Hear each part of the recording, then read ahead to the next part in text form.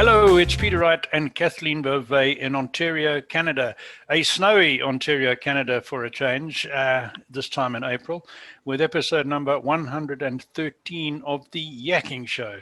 This is a show for awakening you to new perspectives and especially for the changing world we find ourselves in at the moment. A quick request, if you like our show, please subscribe to the channel you're listening or watching on.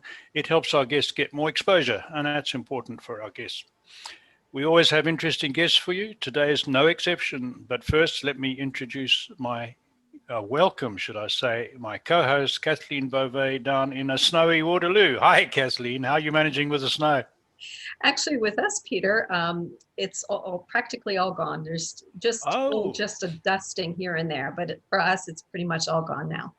But thank you all so very much for tuning in to our show. We so appreciate you, and we love reading your comments. So do please keep them coming. And as Peter mentioned, we do have a special guest with us today. Her name is Alicia Butler-Pierre. She is from Atlanta, Georgia. Welcome, Alicia. How are you?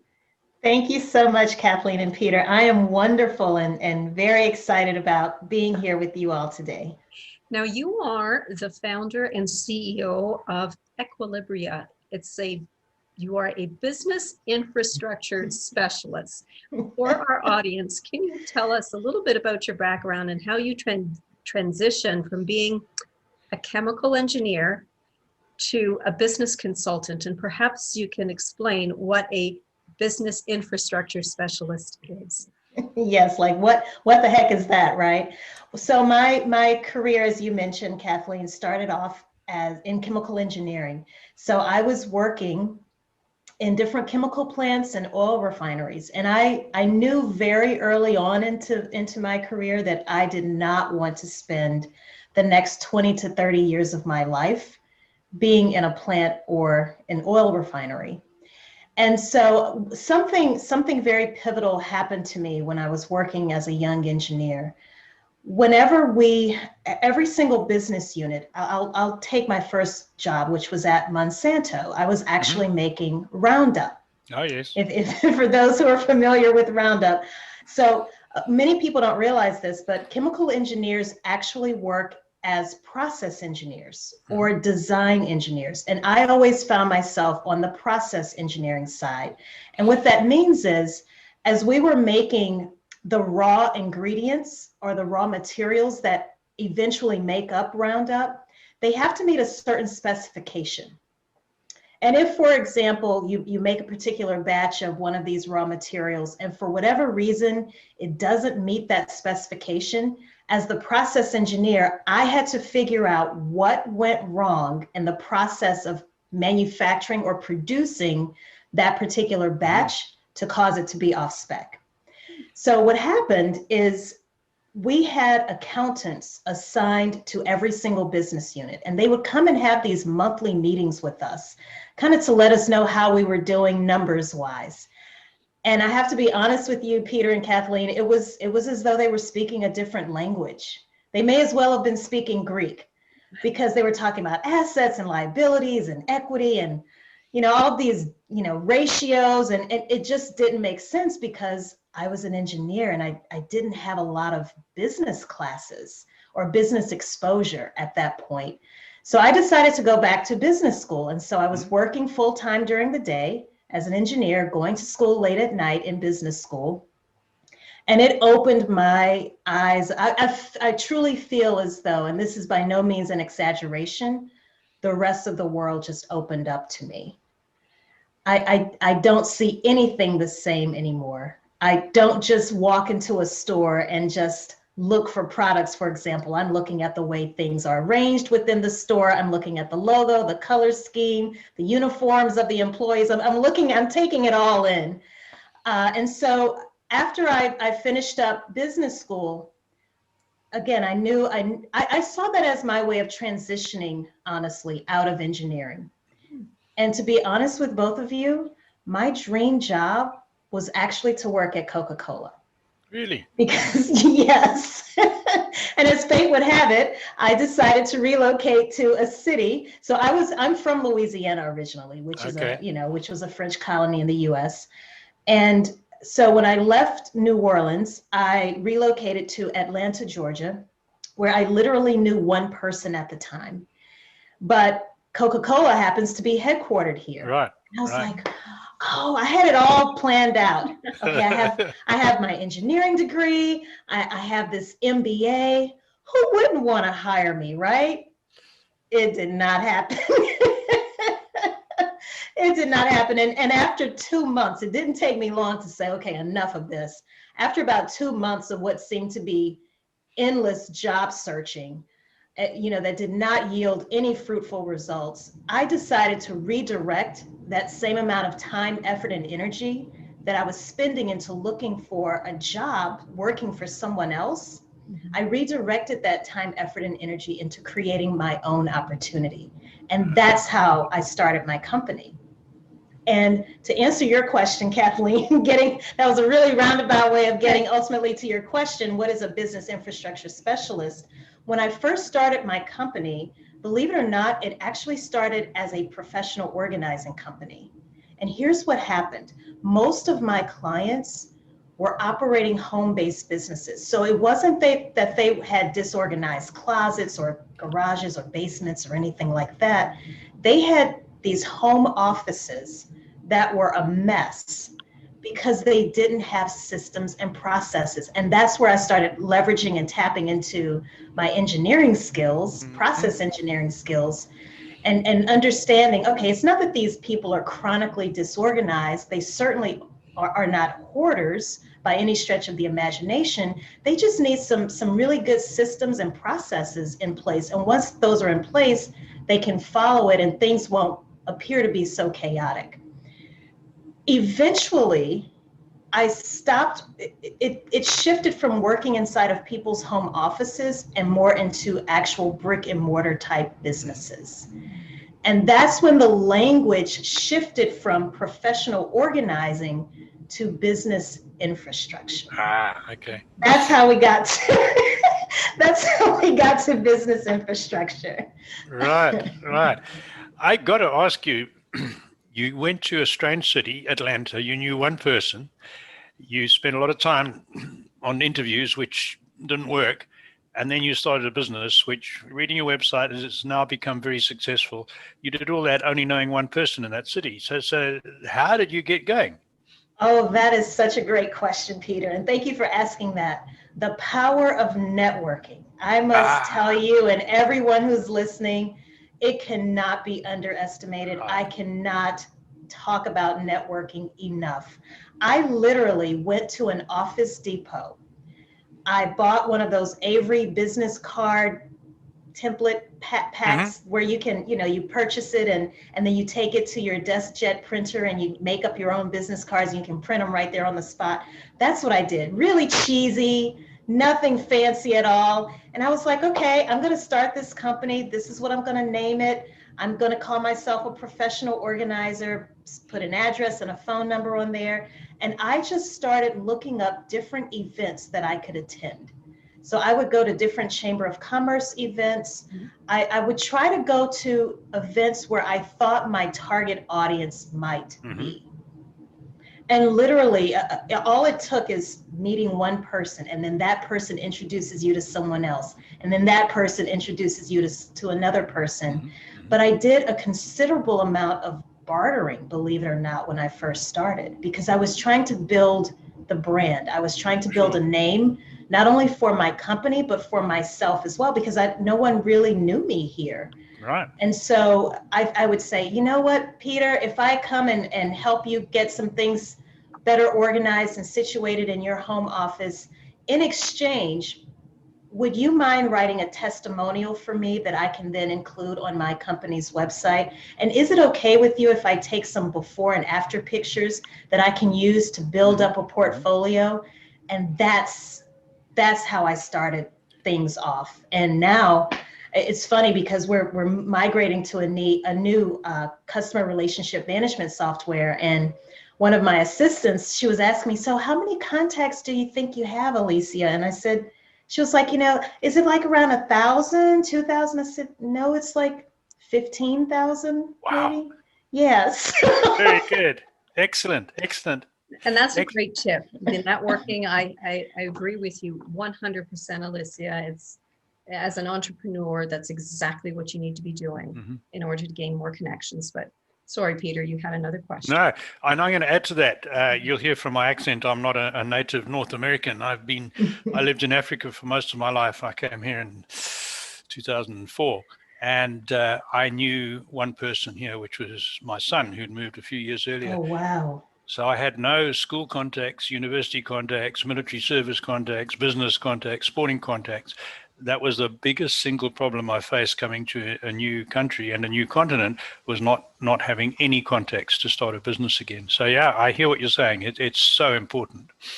What I wanted to ask you was, on your website, you say that shortage of money is not the number one reason why businesses fail. And this intrigues me because I agree with you 100%, and I've seen it in action.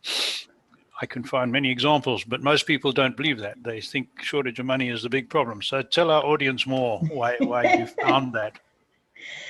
So what I mean when I say that, I'm usually, when I talk about that, it's usually in the context of a fast-growing company. Mm-hmm.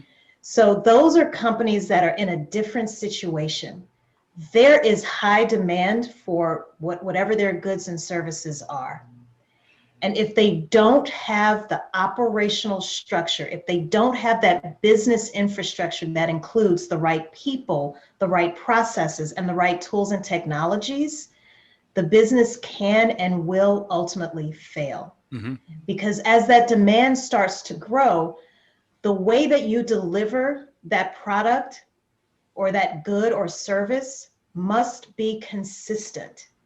And we all know, anytime there's a drop in the quality, anytime there's a major change that customers or clients are not anticipating or expecting, it can be detrimental to the health of your company. Mm-hmm. So that's what I mean when I say money isn't always, and some people might read that and think, well, of course it has to be money. No, you can have companies that are making a lot of money yet can still fail. Yeah. Yeah. No, good point. Well explained. Yeah. Back to Kathleen. You also say, Alicia, that operations isn't sexy, and therefore a lot of businesses ignore it. Can you explain that? Yes. So there's this never-ending, I should say, battle between marketing and operations. And most of us, we spend a good bit of our time on the marketing side, the customer-facing side, the things that people actually see. So the branding, your logo, your YouTube channel, your social media presence, your website. Operations are the things that are taking place behind closed doors, behind the proverbial curtain, underneath the proverbial hood. It's not what customers or clients actually see, but it's what they experience. And operations gets into the nitty-gritty details. And most people do describe it as, quote unquote, not being sexy, because it's literally making sure that every I is dotted and every T is crossed. And for true entrepreneurs who are big visionary, big picture thinkers, that drives them insane. But we all know it's important to have those operational procedures and processes and systems in place, especially if your company is audited, especially if your company has to meet certain regulations. Peter, I remember reading over your bio about some experiences that you had in Zimbabwe with mm-hmm. your farm. So there are all of these government regulations that we have to adhere to. And all it takes is for you to not be able to produce the right documentation or to not be able to prove that certain things are in place. And again, your business can be shut down. So sure. Operations isn't on the forefront, I would say, of every small business owner's mind, but it certainly is something that deserves everyone's attention, in my mm-hmm. opinion. No, you're right. And we had a guest a couple of months back whose business is called, her podcast is called The Messy Back End, which sounds terrible, Oh, and she was I saying love that. exactly what you're saying, that so many people, small businesses, entrepreneurs, are good on the marketing, spend all their time on it, and they ignore the back end, which gets messy. Exactly what you're saying. Yes. Operations. Yeah. Very good. Now, tell our audience about your book, because I believe it was the first book that was published on business infrastructure for the small business and became a bestseller. So, yeah, tell us more about Yes. our audience about that. So it's called Behind the Facade, and the subtitle is How to Structure Company Operations for Sustainable Success. You can't miss it because it has a green cover. But so many people think that there's a lion on the front of cover because I do make a reference to the Wizard of Oz at some point at the very beginning of the book, but that's actually not why there's a lion on the book. The lion represents the constellation Leo, and Leo has been assigned the attribute of being the show off, like, ta-da, here I am, everybody. I'm front and center stage. The spotlight is on me. I'm in front of the curtain. I'm the marketing that we just talked about. Right. But if you flip the book over to the back end, behind the curtain, there's a little cub there. So the idea of the book is to not only educate people or small business owners and entrepreneurs on what business infrastructure is, but it is a true how-to book. And I tell exactly how to create business infrastructure using a framework that I created through the use of story. So there's 9 chapters in total. 7 of those 9 chapters actually involve stories of different entrepreneurs who have very different types of businesses, but they all have one challenge in common, and that is fast, uncontrollable growth. And they meet a consultant who tells them how to start applying principles of business infrastructure to solve that particular problem or challenge. Oh, very good. A good way of putting it. Excellent. Kathleen. So you also say to beware of terms like metric mania, the Peter principle, shiny object syndrome, because these can lead to analysis paralysis. Can you first explain what these terms are and what you mean? Sure. So the first one was metric mania, right? Yes. Yeah. So what I mean by metric mania is, first of all, just being able to convince people the importance of measuring their performance as it relates to these different processes that they're putting in place. Some people, once they're convinced, they can almost go overboard, and you might end up measuring the wrong things. So that's what I mean by metric mania.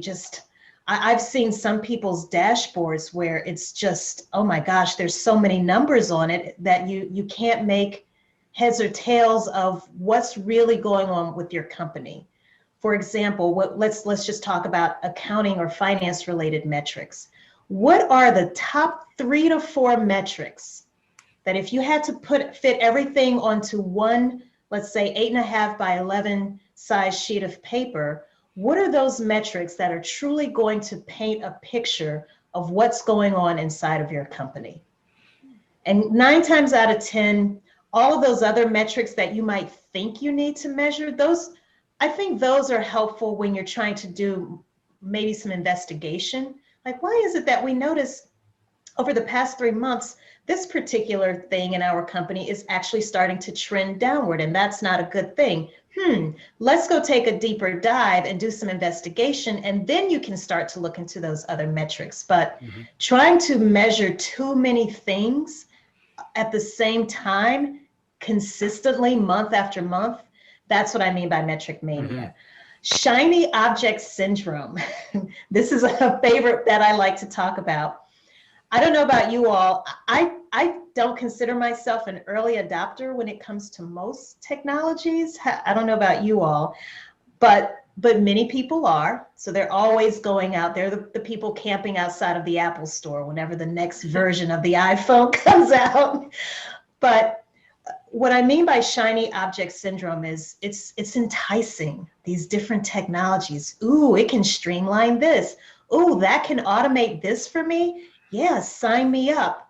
And we start to invest in these technologies without first understanding, how is this going to work? How can I leverage this in my day-to-day operations, number one? And number two, is it truly going to make things easier for me and my team? There have been so many clients that I've worked with. They may invest in a new technology because these salespeople, they're amazing at what they do, and they sell you on the dream. And next thing you know, you may be entering the same data into 2 to 3 different systems, and those systems don't communicate with each other.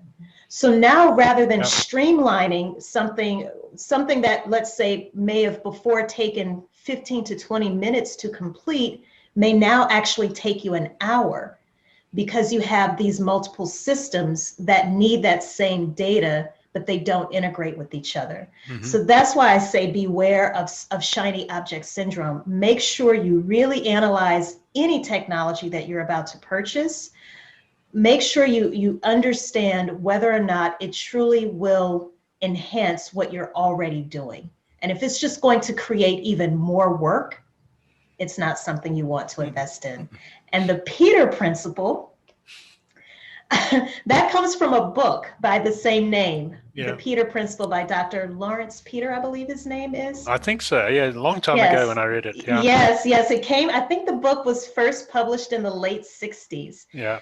But it still holds true to today. And the Peter Principle basically warns us as business owners and business leaders to be very careful about who we promote. So the Peter Principle literally says every person is promoted to their highest level of incompetence. And what he's getting at is, oftentimes we can make the mistake of equating years of experience with a managerial position or a director position. Oh, well, Kathleen has 25 years of experience in communications, so surely she should be promoted as director of communications within our company. But does Kathleen have the true managerial skill set, the true leadership skill set that's needed to lead a team of people? She may be great at her craft, but she may not have that additional skill set that's needed to truly function at a higher level within your company. So that's what the Peter Principle warns us about. And combined, not paying attention to those 3 factors, the metric mania, the Peter Principle, as well as the shiny object syndrome, can get us to a point where we have so much information that we're trying to analyze and process that we do nothing. It paralyzes us. So that's what I'm getting at when I say analysis paralysis, that you have so much data. Yeah, you spend so much time collecting data and trying to review it, and you will never know everything there is to know about anything. So forget that, right? But educate yourself enough and trust in yourself enough to be able to get the information that you need, make a decision very quickly, and stand by your decision. Good. Very good. And I got to add that the 2 of those are very obvious in large corporations, metric mania and the Peter Principle. The shiny object syndrome is a problem at the higher levels who don't have budget constraints, but at the middle management level where you've got to justify budgets, it's not quite such a problem. But certainly in my brief period in the large corporate world, I experienced the first 2. And they spend a lot of money. I'm talking millions of dollars, only to find, you know what, this really doesn't give us what we need. That's right. Yeah. You also talk about you are able to help companies increase their capacity to do more and get better results without necessarily increasing their assets or their employees. Talk a bit about that, Alicia. Well, that boils down to process again, and selecting the right technology. So if we again look at business infrastructure, people, process, and tools and technologies, you eventually will need more people. Of course. But oftentimes oftentimes you can increase capacity just by streamlining your process. And oftentimes streamlining a process goes hand in hand with selecting the right technologies. I'll give you a great example. For those people who are listening right now, if you are a service provider and you don't, let's say you might bill your client once services are rendered, but before those services are rendered, you're just waiting. You have no cash flow coming in at all. And it might take you a month or longer to actually deliver that service. Well, what if you collected a deposit? What if you changed your process to where you actually collect a 50% deposit upfront? Now you have some money coming in. Now you have a little bit more wiggle room. Mm-hmm. And then rather than it amazes me. I still know people where they only accept checks as forms of payment. They refuse to do any type of electronic payment system. It boggles my mind. and I understand sometimes most of them is for security reasons, but it's still very interesting because it slows them down. It's just yet more paperwork, literally paper that you have to process. Yeah, and there's something. Sorry, can I jump in? You know what else sure, it is? It's more man hours or woman hours per transaction, because you could have clerical staff spending quite a lot of time processing all the stages of accepting a check and taking it to the bank, right? Yes. So, and even if we put ourselves on the customer side, there's a vendor that I work with right now. She will only accept checks as a form of payment. So when I'm traveling, I have to now remind myself, oh, I need to take a blank check with me and pack it with me, because she's not going to allow me to pay through PayPal or Stripe or Square or one of those other services that's out there. Whereas with all of my other vendors, I don't miss a beat when I'm traveling, whether it's my, a credit card payment that I have to make, or whatever other service that I need to pay for, even products. I can do everything online, more often than not through my phone. So that's a really good example, I think, of how you can first analyze the sequencing of the way you're doing things in your process, and then figuring out, okay, how can I layer on certain technologies that are out there that are either free or very low cost, that can completely streamline the way that I'm doing something as simple as collecting payment for services. And then once you get to a point where you have so much business coming in and the demand is just not tapering off, then you can start looking at that people aspect, where you start introducing people to the processes that you've already built. Good. Good advice. I'm curious, has the COVID situation impacted your business? Oh, yes. Yes, indeed it has. And it accelerated. And I know everyone went through some type of digital transformation, but it accelerated things that we already had in the works. Everything just magnified everything. It also exposed where we needed to upgrade certain technologies. For example, something like Zoom. I had a free account with Zoom for years. Yep. All of a sudden, you know what? Free isn't going to cut it anymore, Alicia. You've got to start paying for this. That started happening with everything, because now everything was being done online. I was spending longer periods of time on Zoom. We had to upgrade to Dropbox for Business. So a regular Dropbox account was no longer sufficient. It just required upgrading almost literally, and this is not an exaggeration, almost every single technology that we had in place required an upgrade. And it was very, very unpleasant. Yep. Because technology is great when it works. Yes. But when it doesn't, it's a beast. Right. And you can easily spend hours, if not days, working with people trying to troubleshoot things. So thank goodness we've gotten most of that behind us, but it was a real challenge. I have to be honest with you. Yeah. For us too, Zoom was a prime example. We were coasting along quite happily on free Zoom, and then we started doing this. We said, wow, it's no longer good enough. I got a question. We're getting towards the end of our time, but I've got a question that I like to put to all our successful business people, especially consultants and coaches and advisors like yourself.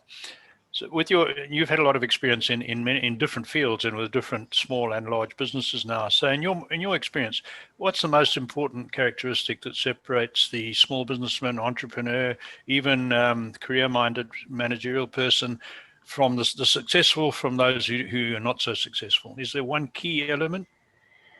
Yes, which is a little unfair, Peter, to distill it down to one. But if I had to choose one, I would say consistency. And I know some of your other podcast guests have said that, but it really is true. Mm-hmm. And I'll use my personal story as an example with my podcast. I've been podcasting now for close to 3 years. And as you know, for those who are listening, if you don't know, podcasting is a lot of work, especially when you do it, the way Peter and Kathleen are doing mm-hmm. it, where they have a website and it's not just getting on a Zoom call and pressing record. There's so much more that goes on behind the scenes. Again, the operational details. And I said, okay, it has to be consistent. If I'm saying this is going to be a weekly show, no matter what, I need to have a podcast go live every single week. And I must tell you, there were days when I just didn't feel like it. I didn't want to. I was wondering, is anybody out there even listening? Does anybody even care? And then I heard someone on another podcast say, when you get to your 100th episode, there's something magical that seems to happen. All of a sudden you get onto the radar. And I've found something very similar to be true. And so my podcast happened to get onto the radar of HubSpot, the company that has the CRM platform. Mm-hmm. And it's now become a part of their new podcasting network. So excellent. Thank you. So for those who are listening, I hope this serves as motivation and inspiration, because sometimes you put things out there into the universe online and you might not receive any type of engagement, but I guarantee you it doesn't mean that no one's seeing it. It doesn't mean that no one is listening or watching. They are. They just may not comment, but trust me, they are watching you. And it's only a matter of time before you get that unexpected phone call or email right. with great news about doing something on a really big scale. And I absolutely agree with you in terms of consistency. And, there were times where Peter and I would look at each other and say, do we continue? And we love doing this, by the way. It was so mm-hmm. much fun for us to do this. But I think you're right. It's just pressing on, perseverance, consistency. And we release 2 shows a week. It takes 5 hours to produce these videos. Right, Peter? And you would know because you do all the back end. Start to finish is 5 hours. Yeah. If we take all the video, audio, the whole deal, and publicizing it on social media, we allocate 5 hours between us, 5 hours per episode. So it's 10 hours a week. Wow. So I agree with you, but I think we are out of time, Alicia. We are. My goodness, I think we could go on for yet another half hour or two. I would certainly love to, but we've got to ask you, how can our audience get hold of you? Yes. The best way is through my personal website, which is aliciabutlerpierre.com. So that's ALICIABUTLERPIERRE.com. And when you get there, you'll see links to all of my social media profiles, as well as links to the book, the podcast, as well as my consulting company. And you're available for new business? I'm always available for business, Wow, for no, new business. I thought you would be, but we want to make sure. Oh Excellent. no, I don't turn new business away. Lovely talking to you, Alicia. Thank you so much for that. Thank you Thank so you much. both. You've been an absolute delight, Alicia. Thank you. And thank you all so much for tuning into our show. We so appreciate you. And as I said before, we love reading your comments. So do please keep those coming. And if anyone out there is interested in being a guest on our show, please don't hesitate to reach out to either Peter or myself. So until next time, bye-bye, everyone.